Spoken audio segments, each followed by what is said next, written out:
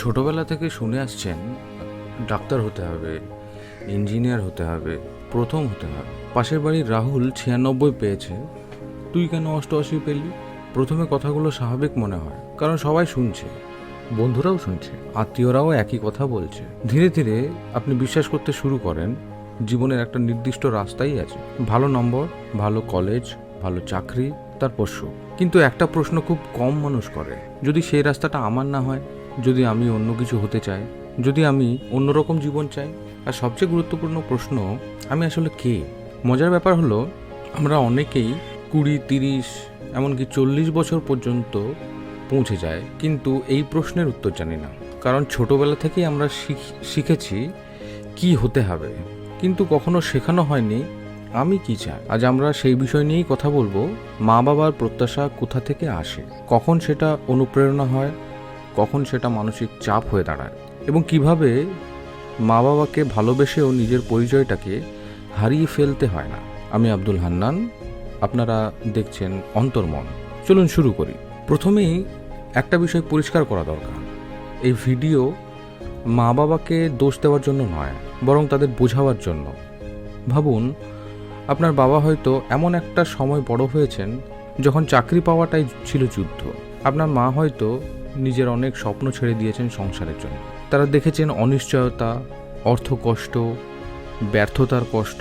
তাই যখন তারা বলেন পড়াশুনো করো, নিরাপদ চাকরি খুঁজে নাও, তখন অনেক ক্ষেত্রেই তার পিছনে থাকে ভয়। ভালোবাসা নয় এমন নয়, বরং এতটাই ভালোবাসা যে তারা ভয় পান।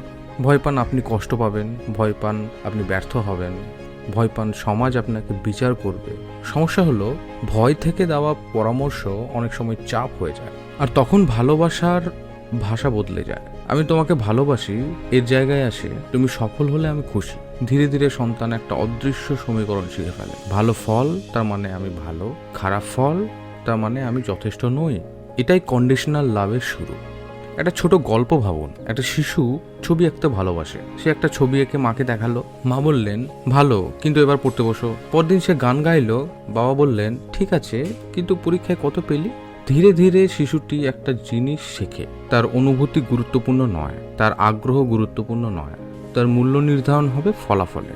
এবং তখন সে নিজের ভেতরের কণ্ঠস্বর হারাতে শুরু করে। বাইরের প্রশংসা হয়ে যায় জীবনের জ্বালানি। কেউ বাহবা দিলে ভালো লাগে, না দিলে মনে হয় আমি কিছুই না।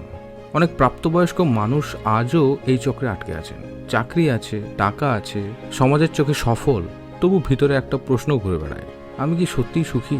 এবার একটু মনোবিজ্ঞানের দিকে আসি। এডওয়ার্ড ডেসি এবং রিচার্ড রিয়ানের সেলফ ডিটারমিনেশন থিওরি আজকের মনোবিজ্ঞানের অন্যতম প্রভাবশালী তত্ত্ব। তারা বলেছিলেন মানুষের 3টি মৌলিক মানসিক চাহিদা আছে।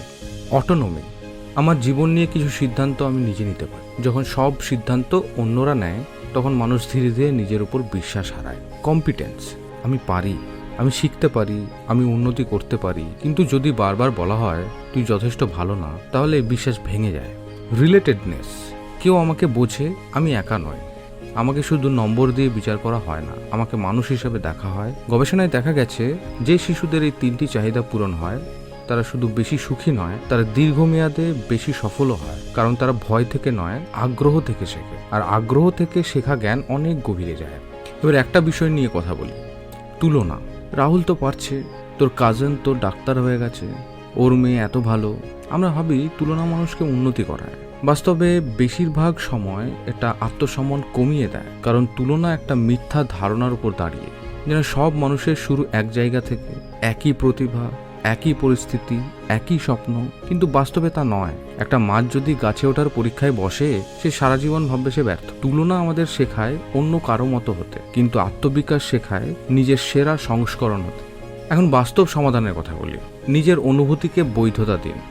আপনি কষ্ট পাচ্ছেন, রাগ হচ্ছে, হতাশ লাগছে, এটা দুর্বলতা নয়, এটা মানবিক। অনুভূতিকে অস্বীকার করলে তা আরও বড় হয়, তাকে স্বীকার করলে সে শান্ত হয়। কথা বলুন। অনেক সময় মা বাবা বুঝতেই পারেন না তাদের কথা কতটা চাপ তৈরি করছে। অভিযোগ দিয়ে শুরু করবেন না, অনুভূতি দিয়ে শুরু করুন। বলুন আমি চেষ্টা করছি, আমি আপনাদের হতাশ করতে চাই না, কিন্তু এই চাপটা আমাকে কষ্ট দিচ্ছে। এই ভাষা সম্পর্ক ভাঙে না, সংযোগ তৈরি করে। নিজের পরিচয়কে সময় দিন।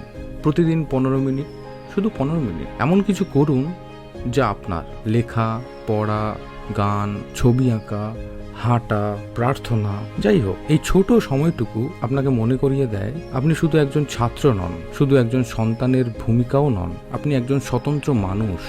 আজকের ভিডিও থেকে যদি একটা কথা মনে রাখেন তাহলে সেটা এই: মা বাবার প্রত্যাশা সমস্যা নয়, সমস্যা তখনই হয় যখন সেই প্রত্যাশা আপনার পরিচয়কে মুছে দিতে শুরু করে। যখন আপনি মনে করতে শুরু করেন আমার মূল্য শুধু আমার নম্বর, শুধু আমার চাকরি, শুধু আমার সাফল্য। সত্যিটা হলো আপনার মূল্য তার চেয়ে অনেক বেশি। আপনি যথেষ্ট আজ এই মুহূর্তে ঠিক যেমন আছেন। হয়তো আপনার এখনো অনেক পথ বাকি, হয়তো অনেক স্বপ্ন এখনো পূরণ হয়নি, তবু আপনি অসম্পূর্ণ নন। যদি এই ভিডিওটা আপনার মনে কোনো কথা ছুঁয়ে যায় তাহলে এমন একজনকে পাঠান যে হয়তো নীরবে এই চাপটা বহন করছে। চ্যানেলটি সাবস্ক্রাইব করুন আর কমেন্টে লিখুন মা বাবার কোন কাজটা আজও আপনার মনে সবচেয়ে বেশি রয়ে গেছে। দেখা হবে পরের সপ্তাহে অন্তর্মনে।